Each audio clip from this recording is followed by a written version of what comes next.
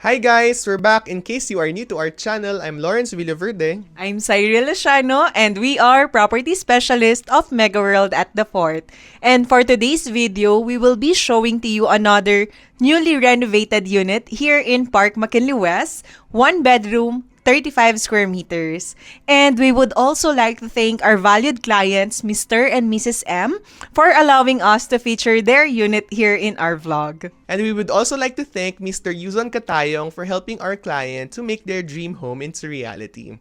And again guys, this unit is not for sale because this one will eventually be up on Airbnb for short-term leasing. And to check the available dates and rates, you can click the Airbnb link down below on the description box. And this unit is Scandinavian inspired with a twist of Filipino and Japanese design. So, are you guys ready to see the unit? Are you ready, Miss Ai? Yes. Let's go!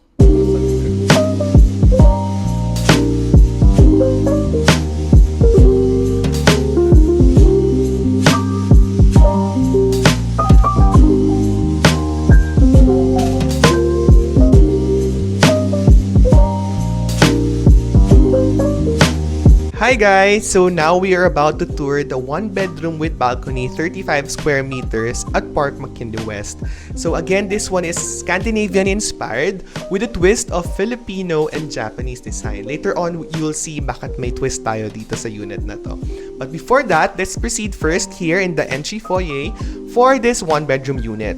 So just like any other 1 bedroom at Park McKinley West, it comes with digital lock set. So you can access the unit via keycard, passcode, or the manual key, the mechanical key. So you can either choose any of those three options, okay? And then to my left, so this one is another storage. So dito din nakalagay yung general switch ng unit. Andiyan, nakatago siya. So, di ba, it's really important talaga pag meron kang interior designer for your unit para natatago yung mga ganito. Para aesthetically pleasing yung unit mo. So ayan, pwede siyang storage. You can put your umbrellas here, fire extinguisher, and also itong mga blower, yan, nakatago siya. And you can even put some, I don't know, maybe some small things dito sa taas. Kasi hindi siya super hanggang dulo eh. Wall na kasi to. Concrete wall siya. Okay?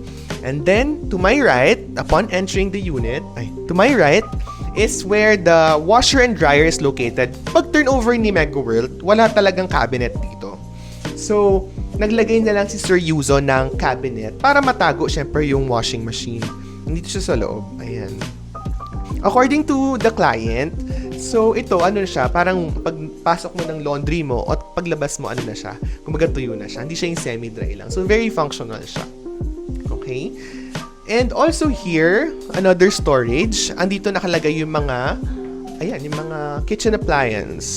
Ayan, mga kettle, rice cooker, ayan, yung pangluto, andyan siya lahat. So, hindi siya cluttered tingnan, di ba?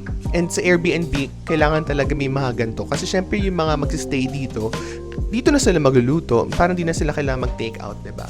And then, here on the left side, dito naman, hulaan nyo guys kung ano to. This one, actually, dito lahat ng mga shoes mo ilalagay. So, yan. Dito siya nakalagay. Pupush mo lang siyang ganyan, tapos you can put your stuff here, like your slippers, your shoes. Pero yung mga boots na katulad na ganito, syempre hindi na kasha. But yung mga shoes na ganyan, kasha siya. So, kasha siya dyan. Ayan, diba? Tapos dito meron din. Puro mga ano din siya. Ayan. Shoe rack.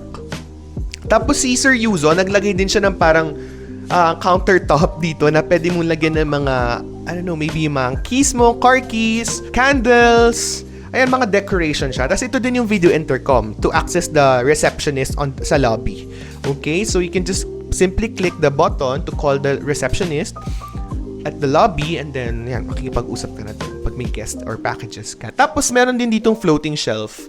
Ayan siya. Naglagay si Sir Yuzo ng mga yan, frame. Yan. According to the client, siya hindi, si Sir Yuzon pala. Ito yung dala ni client.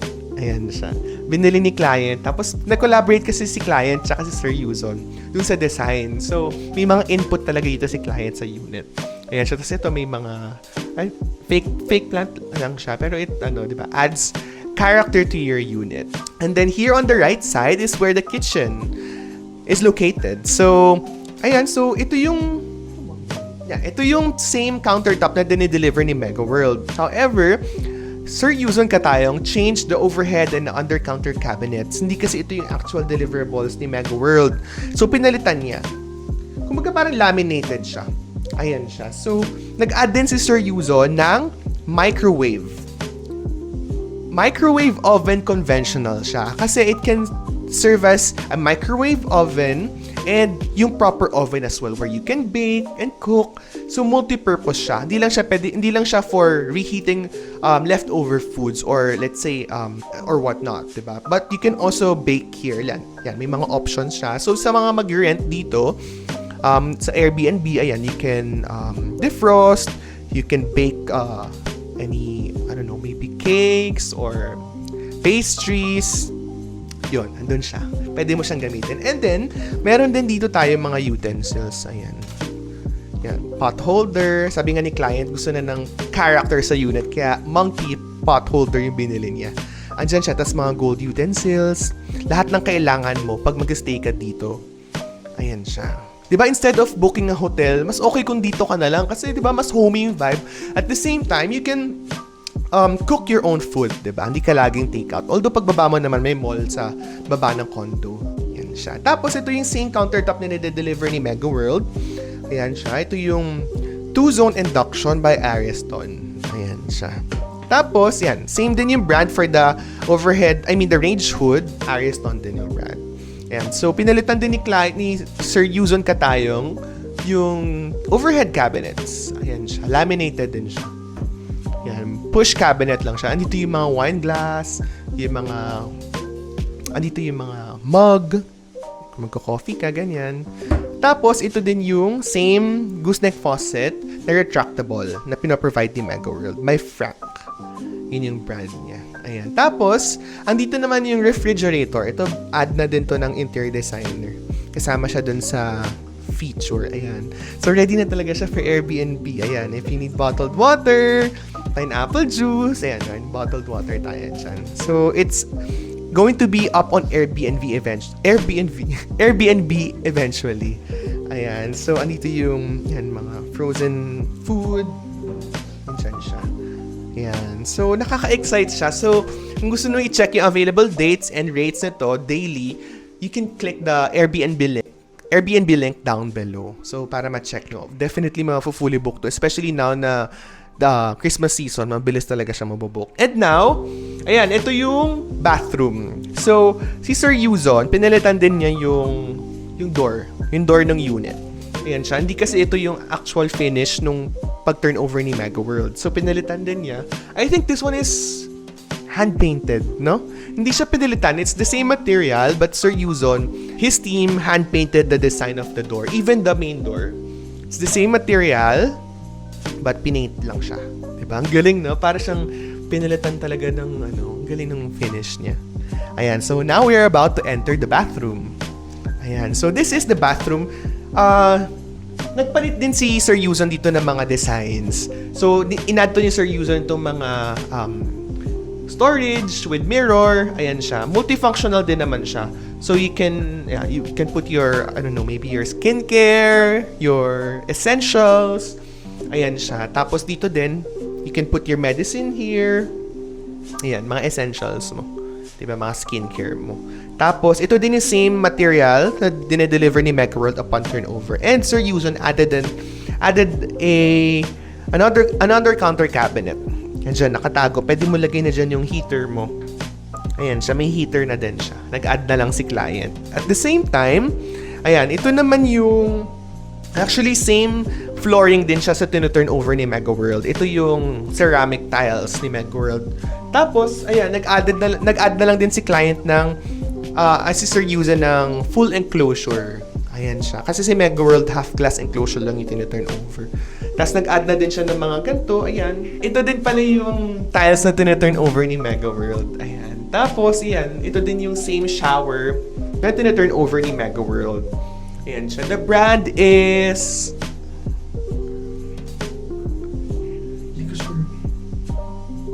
The brand is Kohler. Yeah, Kohler yung brand niya. Ito in-add na to ni interior designer. Ayan. So, labas tayo kasi medyo kulog. Ayan siya. Tapos, meron din palang full-length mirror. Yan. O, diba? Hi, Miss Sai. So, di ba pwede ka mag-OOTD na?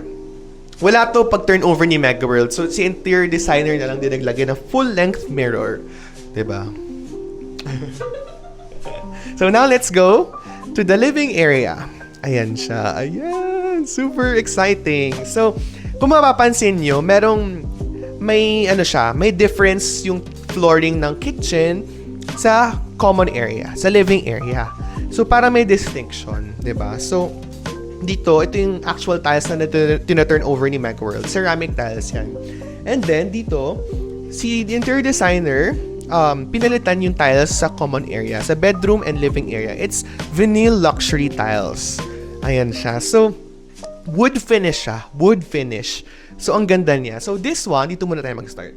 So, may nilagay si Sir Yuzon na, yan, overhead cabinets where you can put some, mga gamit yung mga anik-anik, diba? So, it's really important to put a lot of storage if you are staying in a condo. Kasi, syempre, very limited yung space mo and you have to maximize every single corner of your unit. So, ayan siya.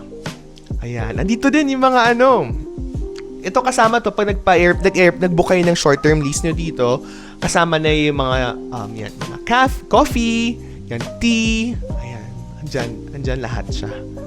Included na yan. Tapos dito naman, ayan, another storage. Yan. 'Di ba? Tapos andito yung parang mini dining area mo. Good for 2 siya, but this unit can accommodate 4 packs. Later on, I'll explain kung paano magkakasya yung 4 dito. But this one, ito yung dining area mo. Nandito na din yung TV, ayan. Ang cute niya, super.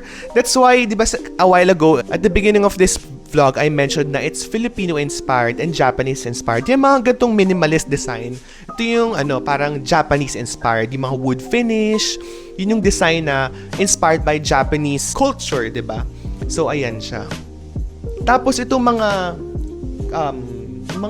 yung ganito, ang tawag ba dito? Basta yung ganyan, parang inspired siya by parang Skims by Kim Kardashian, diba? So, ganun yung yung peg niya. So, now, we're here naman sa kabilang side, which is yung couch. Ayan, super laki. Guys, super laki, diba? I'm 5'8" and actually, kasha pa. Actually, buong katawan ko. Kasha na dito. So, kaso siya, I'm 5'8" ha. So, hindi umaabot yung paa ko dun sa side ng couch. And this one is also, it can be converted into a bed, a queen-size bed. That's why I told you a while ago, diba, na it can accommodate 4 packs kasi pwede dun sa proper bedroom at the same time dito sa couch. Ihilahin mo lang to and then it can turn into a queen-size bed. So, very functional siya. And also, this is the center table, but this is also multifunctional. According to Mrs. M, this center table can be converted into a stool. Ayan siya. So, bar stool, ganyan siya. So, pwede mo i-move na lang siya dun sa may dining area kung kunyari, 4 kayo, tapos kakain kayo. Although this one, talagang center table siya. Ayan. And then, ito na yung Filipino twist dun sa unit. May kapis tayo. Siyempre, tayo sa mga local brands natin. So, according to the client, she ordered this on Instagram.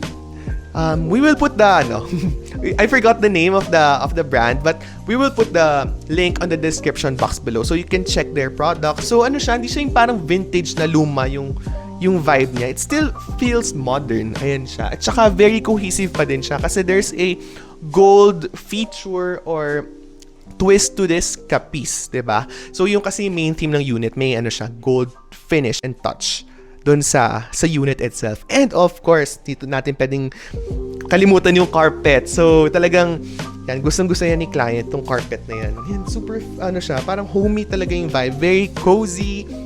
Ganun yung vibe na na-feel mo pag pasok mo maaliwalas. And also guys, meron tayong storage dito at the back. So, dual purpose din siya. May storage siya dito.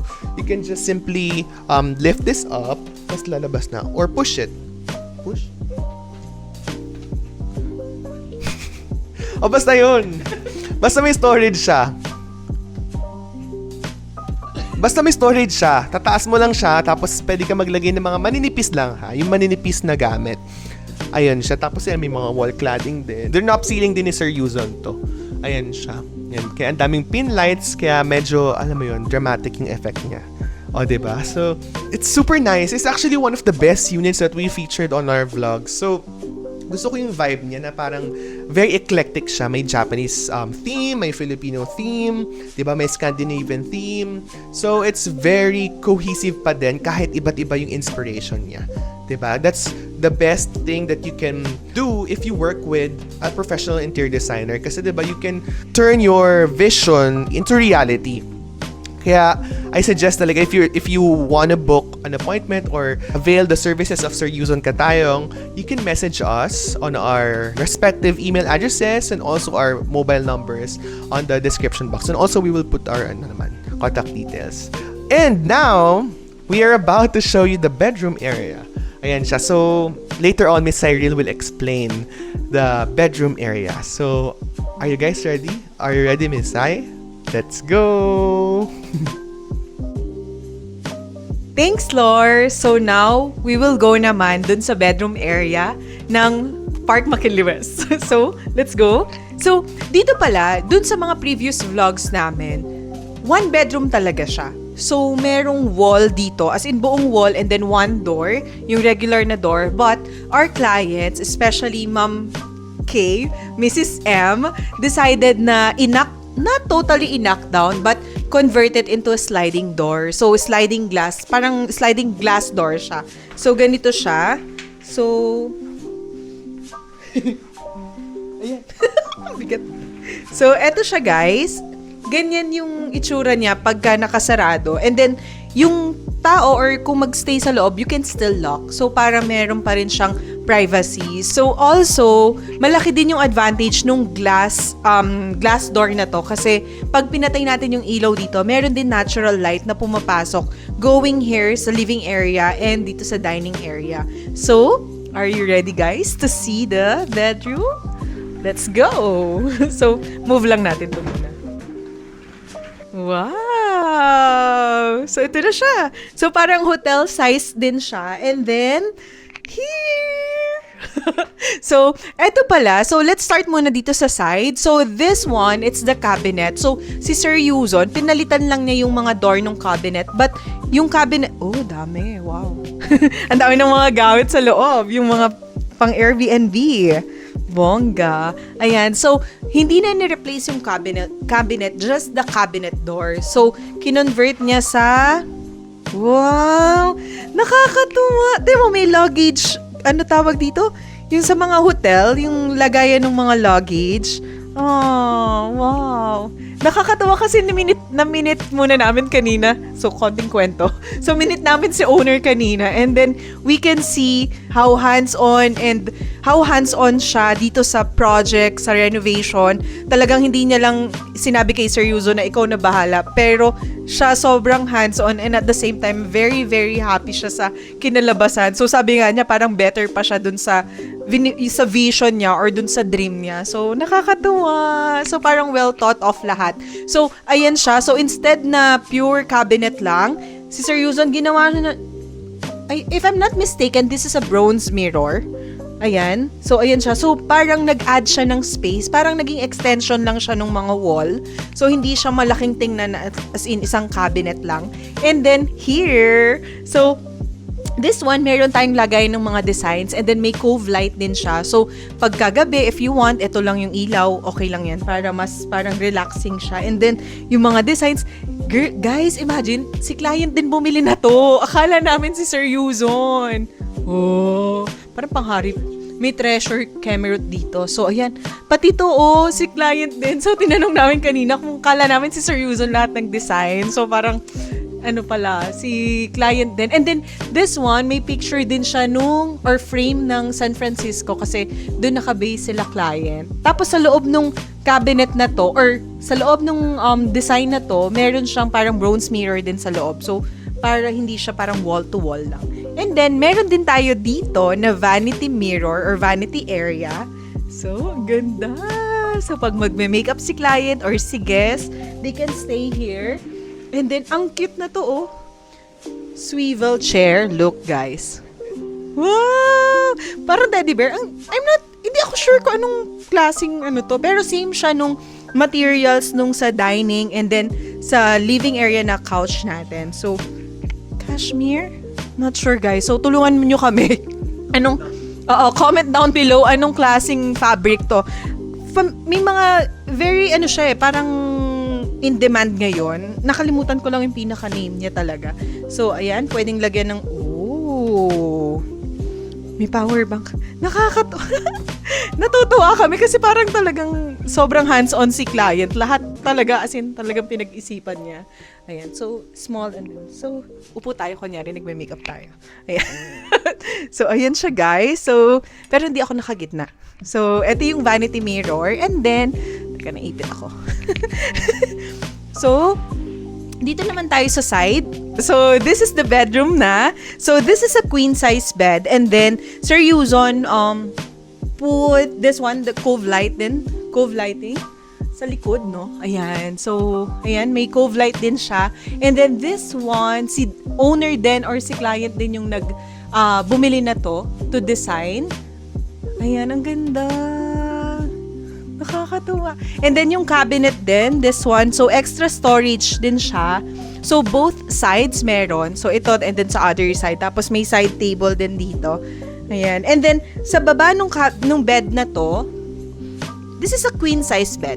So, wait lang. Wow. So, meron din tayong added storage. And then, dun din sa other side. And we also have carpet dito. Tapos, same siya nung flooring. So, yung flooring dito, same siya nung nasa living area natin.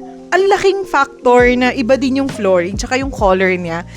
Parang naging mas homey siya. Mas naging homey, and parang hindi ka, parang nagbabakasyon ka talaga. Parang ganun yung feeling ko dito. Ang ganda! So, this is a personalized, or customized din na project ni Sir Yuzon for this unit. Kasi, as in, ganda. Frosted glass door. And then, nagpalagay din si client dito ng ceiling fan. Kasi this area, connected siya dun sa emergency break. General break. Parang ganun yung kuryente outlet. So, pag nawawala ng kuryente, they can still use this one. So, may mga ganun tayong features sa Park McKinley West. So, punta naman tayo. Pakita natin yung view. So, balik na tayo. So, eto naman. Labas tayo dito, guys. So, this is the view of this unit. So, this is located in Tower A. And then, meron din coffee table dito. Cute coffee table si client. So, it's here. Ayan. So, it's facing sunrise. So, if you notice, ngayong it's around 1:30 p.m. But, yun, hindi siya super init kasi nasa other side na siya. So, this is sunrise. This is McKinley Hill and greeneries of American Bottle Monument, and you're also facing the Laguna de Bay. And at the same time, pag tumingin ka dito sa baba, this is the swimming pool ng Park McKinley West. Wow! Ganda! Sarap! Ang saya. So, pasok tayo kasi mainit yung hangin. So, that's it, guys. So, sana nagustuhan nyo yung vlog namin for today.